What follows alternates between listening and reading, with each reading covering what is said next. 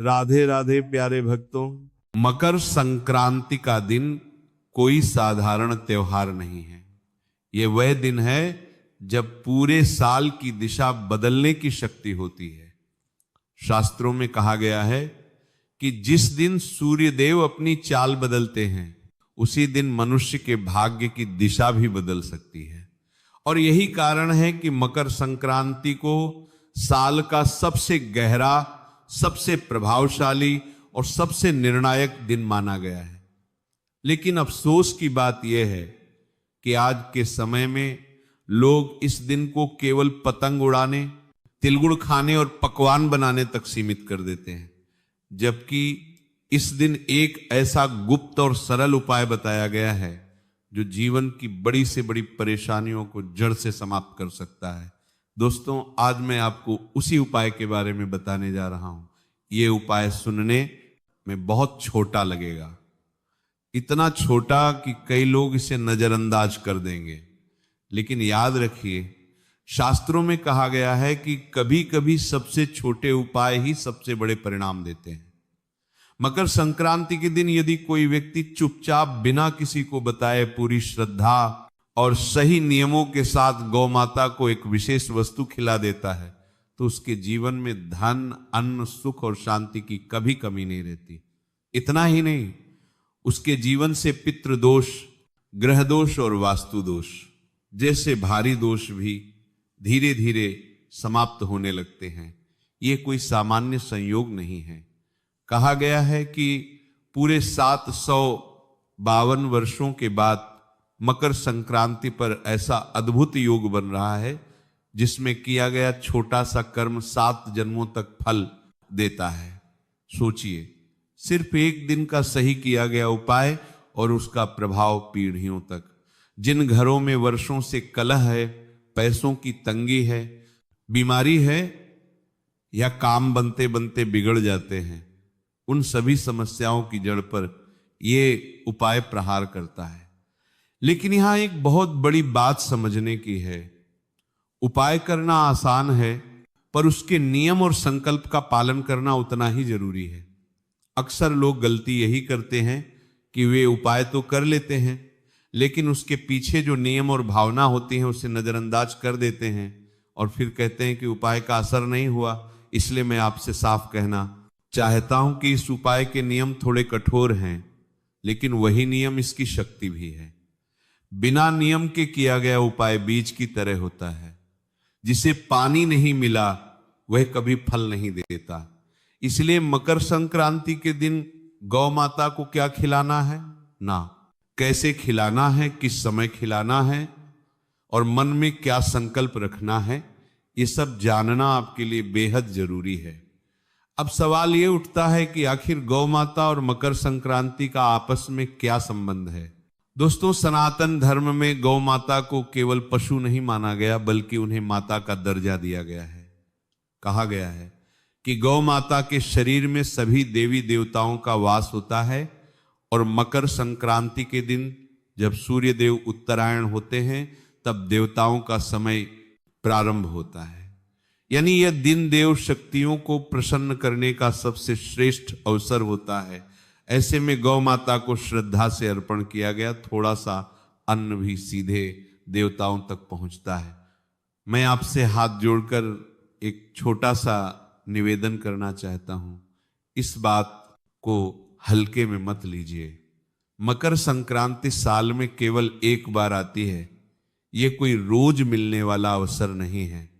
अगर आपने इस दिन को यूं ही गवा दिया तो पूरे साल वही समस्याएं, वही परेशानियां और वही संघर्ष दोबारा आपका इंतजार करेंगे।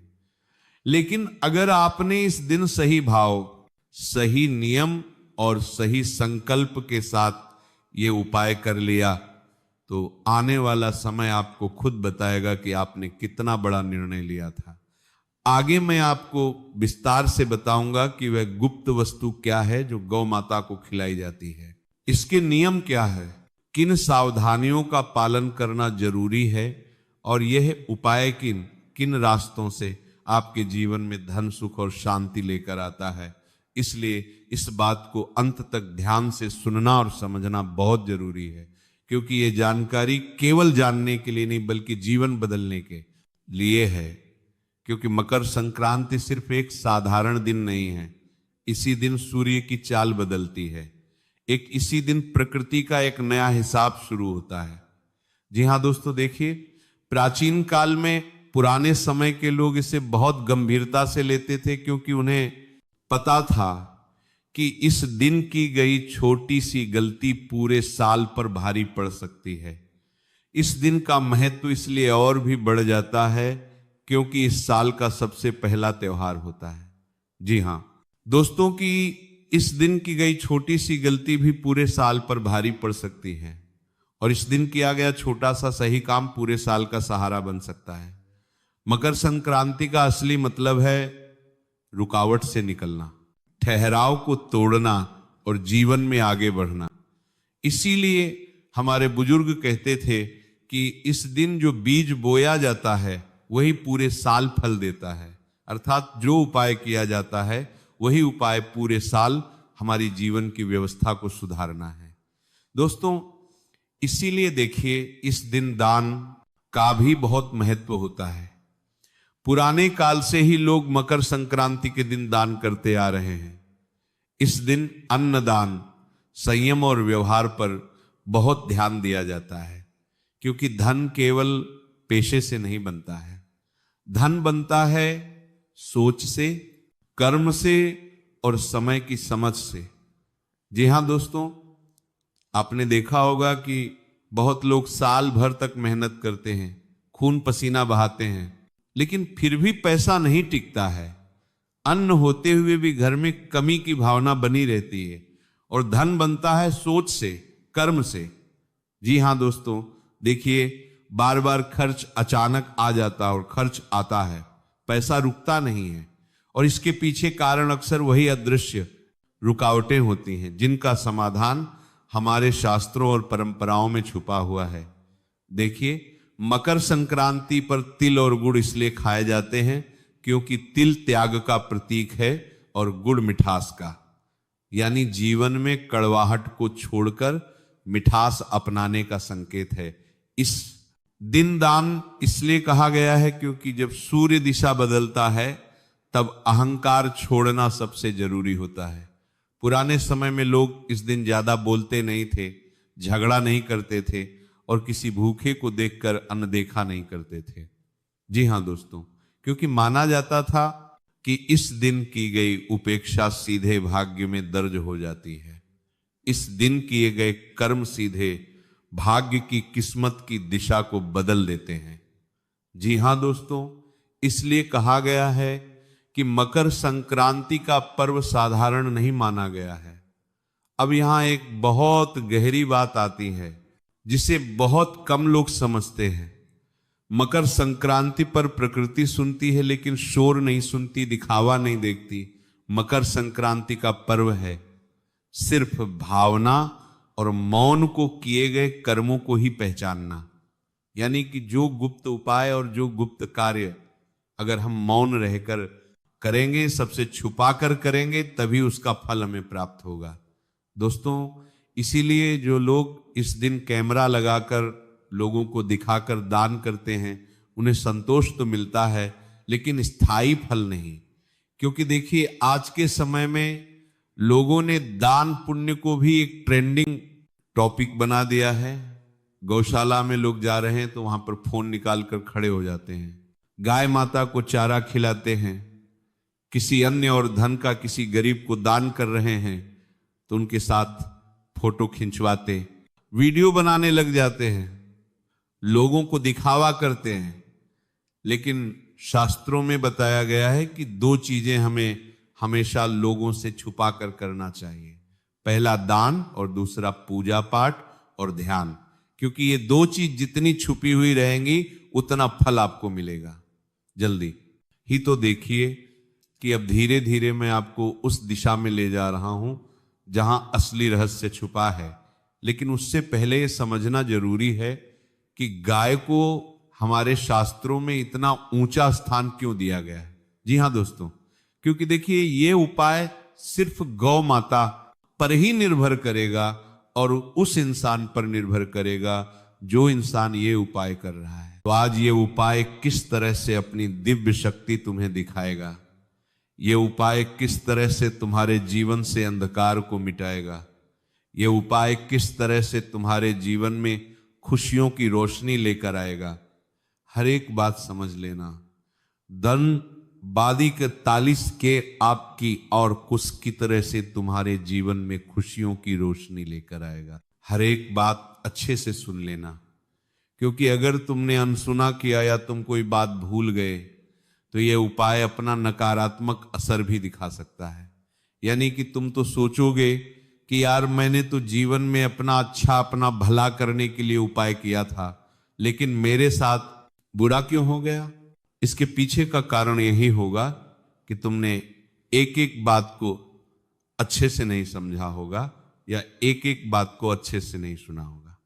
देखिए दोस्तों, मैं आपको बताता हूं कि गाय को हमारे शास्त्र में इतना ऊंचा स्थान क्यों दिया गया है कि गाय तो सिर्फ एक प्राणी है, गाय तो सिर्फ एक पशु है तो नहीं।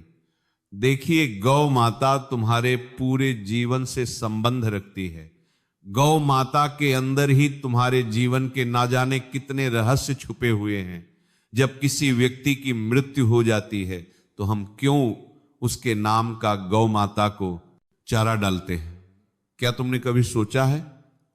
जब जीवन में दुख आता है, तकलीफ आती है और बीमारी आती है, तो हम क्यों गौ माता को याद करके गौ माता को भोजन खिलाते हैं? देखिए, गौ माता कोई साधारण पशु नहीं है। जी हाँ दोस्तों, गाय को माता इसलिए नहीं कहा गया कि वह सिर्फ दूध देती है, बल्कि इसलिए कि वह बिना मांगे देती है, बिना शिकायत के सहती है और बदले में कुछ नहीं चाहती। तो यही प्रकृति का स्वभाव है। देखिए, जिस घर में गाय का सम्मान होता है वहां केवल धन नहीं बल्कि स्थिरता आती है, और स्थिरता के बीच दोस्तों धन टिकता है।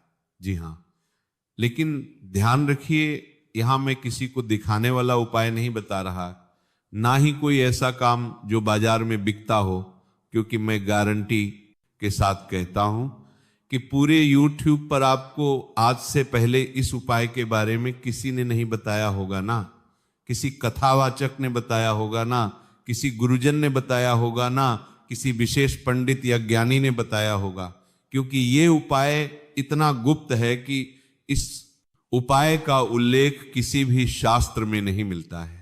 जी हाँ दोस्तों, ये उपाय सिर्फ किया जाता है सच्चे मन से, सच्चे दिल से, पवित्र कर्म से। जी हाँ दोस्तों, देखिए कि जो उपाय मैं बता रहा हूं वो उपाय हमेशा चुपचाप किया जाता है, और अब तक जो मैं बता रहा था वह भूमिका थी, क्योंकि अगर आप सीधे उपाय पर आ जाते तो उसका असर आधार रह जाता। अब ध्यान से सुनिए, क्योंकि यहां से बात गुप्त मुक्त हो जाती है और यही से इस उपाय का असली महत्व और इस उपाय की असली प्रक्रिया शुरू होती है। जी हाँ दोस्तों, बता देता हूं कि सबसे पहले तो मकर संक्रांति का जो दिन है, उस दिन आप सुबह ब्रह्म मुहूर्त में उठिए। देखिए, आप चाहे पूरे साल 90 बजे उठते हो, 10 बजे उठते हो, 11 बजे उठते हो, जितने भी बजे उठते हो उठ जाना, लेकिन मकर संक्रांति के दिन तुम्हें ब्रह्म मुहूर्त में सुबह मुहूर्त में उठना है। और मैं ये नहीं कह रहा हूं कि ब्रह्म मुहूर्त में उठते ही ठंडे पानी से नहा लो, नहीं, ध्यान से सुनिए जो बात मैं आपको बता रहा हूं कि मकर संक्रांति के दिन सुबह ब्रह्म मुहूर्त में उठकर स्नान कीजिए। स्नान करने के बाद आपको सबसे पहले इस चीज का ध्यान रखना है कि जितना ज्यादा हो सके मौन रहने की कोशिश करें। किसी से ज्यादा बातचीत ना करें, किसी से ज्यादा आप अपने भावना रखें। सिर्फ अपने मन में आप भगवान का स्मरण करें और भगवान का नाम लेते रहे या नाम जप करते रहे। देखिए, उठने के बाद मोबाइल भी नहीं देखना है और मन को शांत रखकर ये भावना रखें कि आज मैं कुछ ठीक करने जा रहा हूं। मांगने नहीं, क्योंकि इस उपाय का मूल उद्देश्य यही है कि ये तुम्हारे जीवन को एक नई दिशा की ओर लेकर जाएगा। जो चीजें तुम्हारे जीवन में बिगड़ी हुई है उन चीजों को यह उपाय सुधारेगा।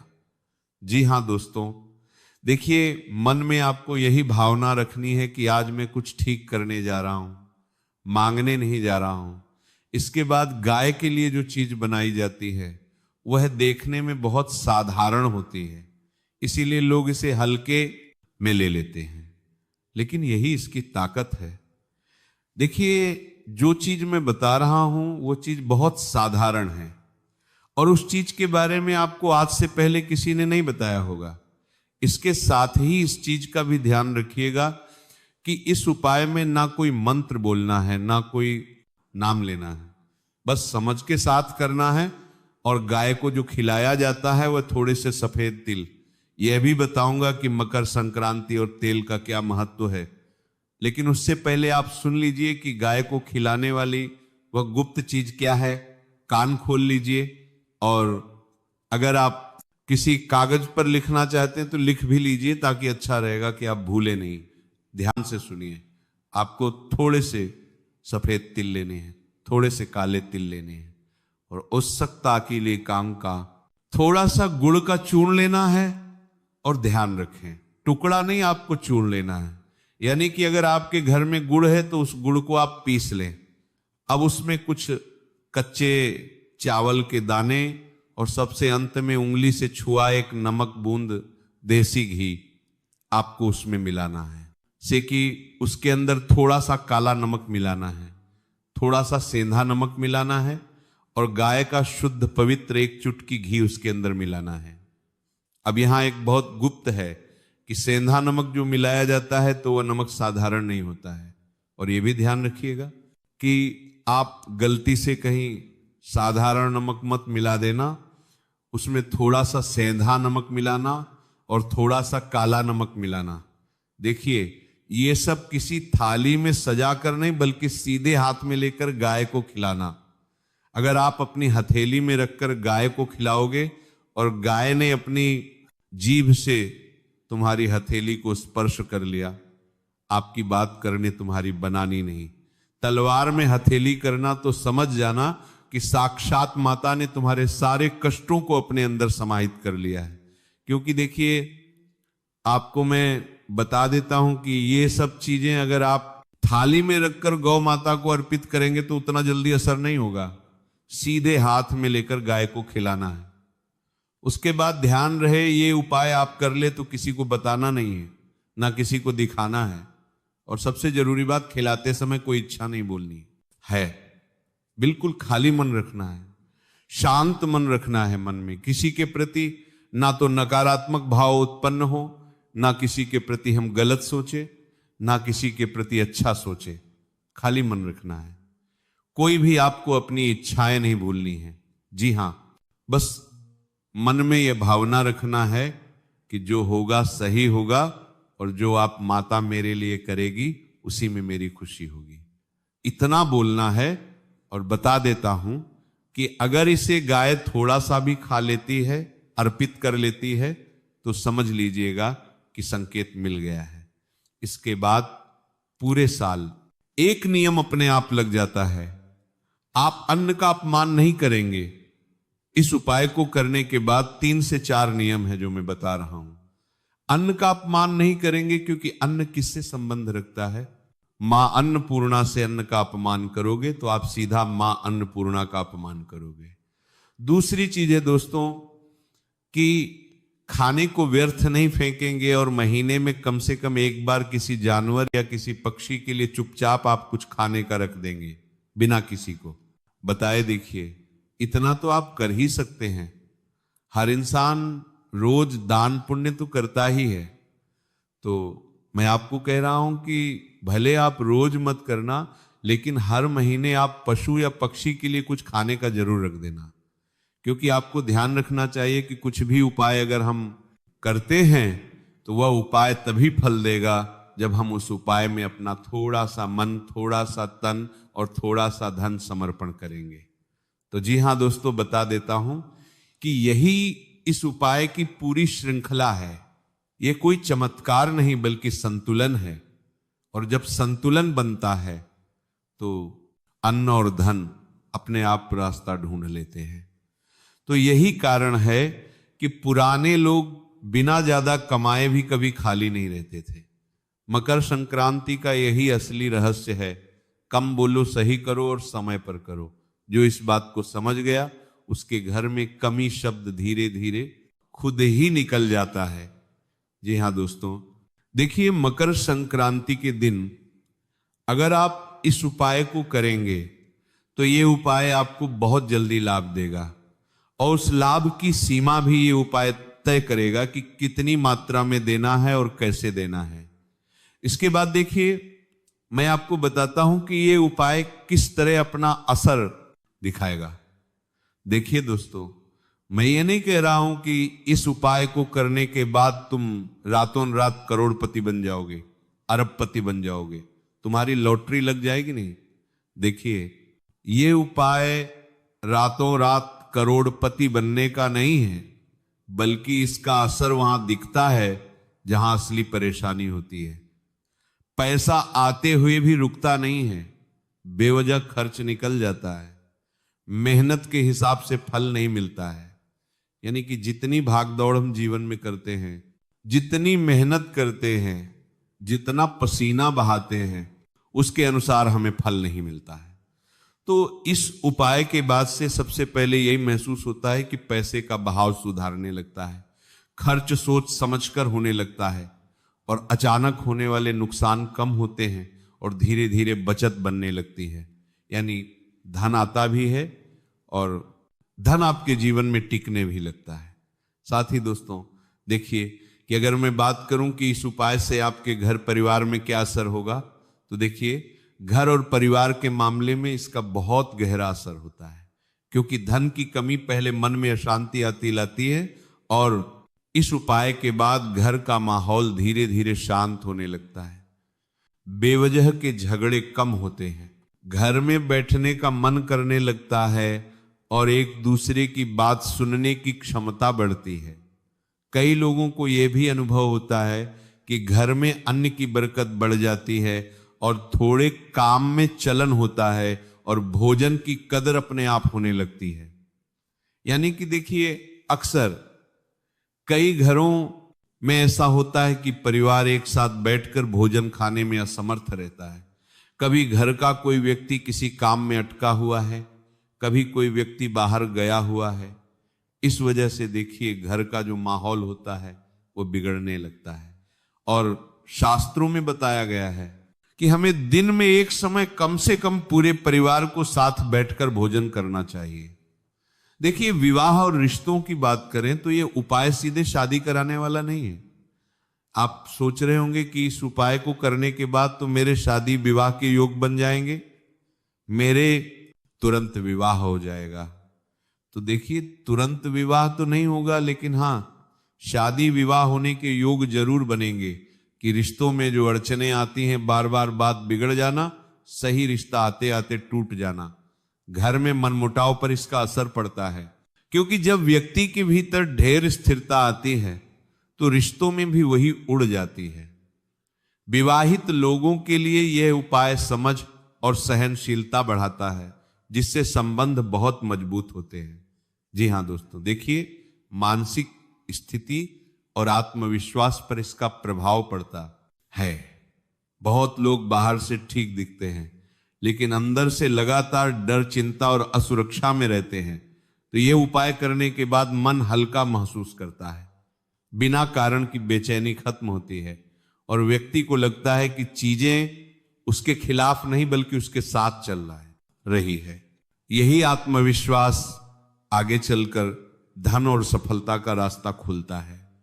देखिए दोस्तों कि बहुत सारे लोग ऐसे भी होते हैं जिनके व्यापार और व्यवसाय में दिक्कतें आती हैं, रुकावट आती है, ग्राहक दैली नहीं चलता है व्यापार और व्यवसाय पर। तो देखिए इस उपाय का असर निर्णय शक्ति पर पड़ता है।